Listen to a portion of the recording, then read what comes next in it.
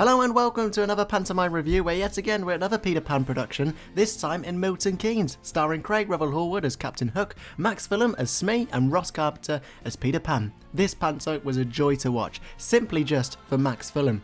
Firstly, the set is decent from Crossroads, vibrant and many scene changes, from the nursery to Captain Hook's massive ship. Within the first 10 minutes we're greeted by the twins effects crocodile. Whilst not being as big as the one at the Palladium, it certainly was a treat for the audience, especially within the first 10 minutes. However, being in the stalls, the croc turned slightly too much to the left, meaning that we were left exposed to some of the operators controlling the leg. Max Fulham bursts into action as Captain Hook's right-hand man at the start of Act 1, winning audiences over with Gordon. Some standouts from him is his juggling with one hand routine, while Gordon recites the alphabet backwards whilst Max hops, one of the most impressive routines in the whole show, which by the way was flourished. Max was the star of this show. Not having done loads of pantomimes before, he was truly a pro, and this guy is one to watch. His talent was so incredible, I was simply blown away. He also does a Strictly dance-off executed fantastically by Craig and him, although Max definitely had the moves compared to Craig. Max also joked when his clothes were ripped off that there was finally some eye candy in the show for the mums. Craig, not being in the show too much, sings two songs in this production,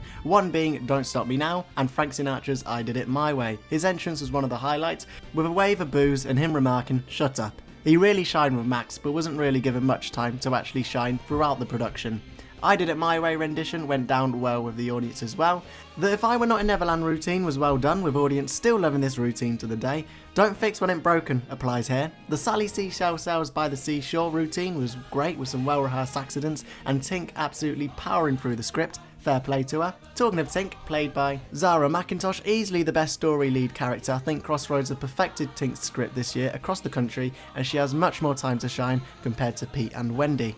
Peter Pan, played by Ross Carpenter, and Wendy, played by Evelyn Hoskins, were sufficient in the role with some great vocals.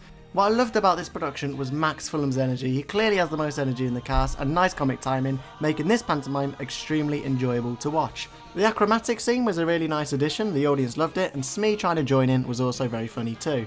It's nice to see these variety acts included in pantomime, as usually these acts are exclusive to Goldilocks by Crossroads, which by the way, Milton Keynes will be getting next year's Bristol's Goldilocks with Brian Conley. He went down a treat with MK last year, and I'd be interested to see him next year.